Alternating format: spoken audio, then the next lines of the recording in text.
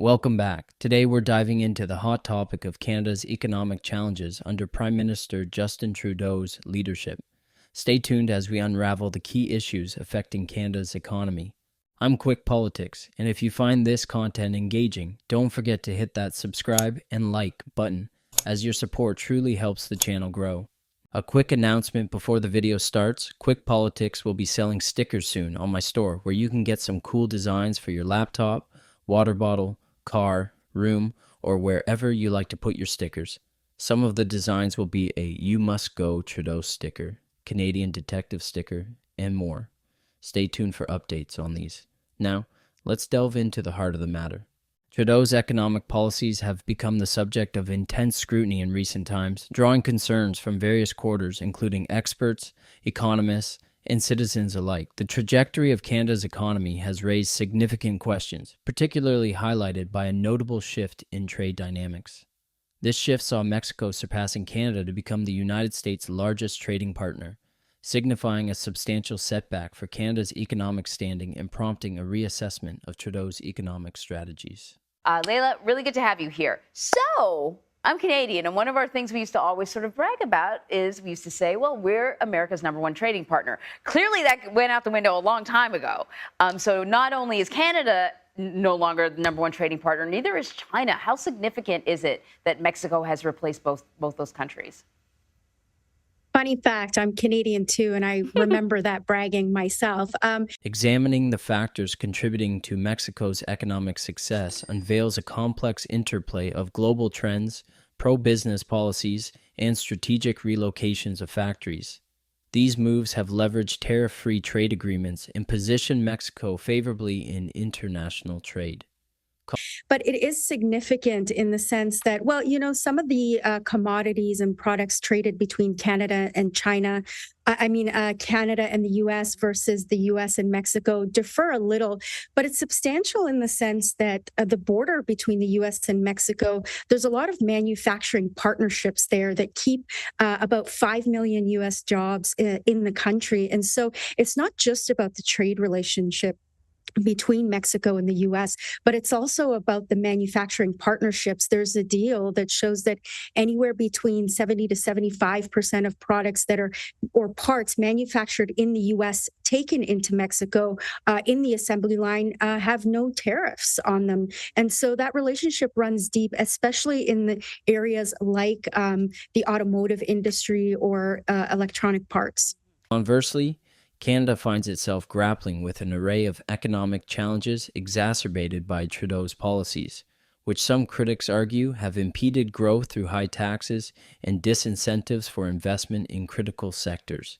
A particularly concerning aspect is the stagnant GDP per capita in Canada, suggesting a sluggish post-pandemic recovery that could potentially extend until 2027, according to some projections. Productivity emerges as a central concern, with Trudeau's leadership facing criticism for exacerbating the issue through insufficient business investment and a decline in entrepreneurial activity.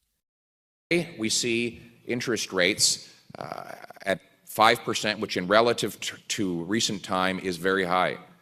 2 full percentage points are directly attributable to government deficits, according to the Scotiabank and its recent study.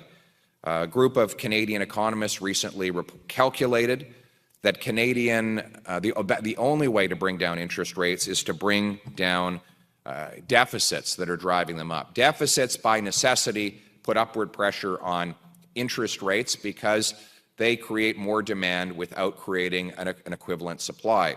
That demand then pushes up inflation, which forces the Bank of Canada to push back down in the opposite direction.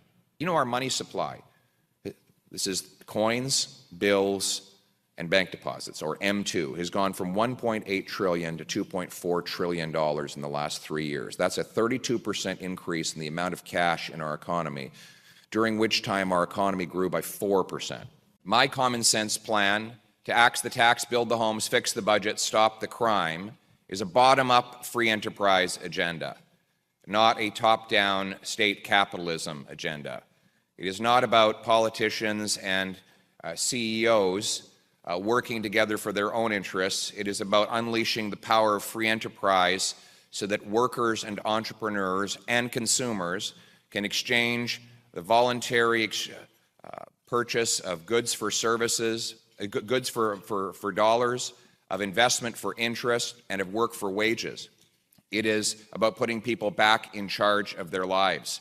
And my message to corporate Canada is that when I'm Prime Minister, if you want any of your policy agenda pushed forward, you're going to have to convince not just me, but the people of Canada that it is good for them.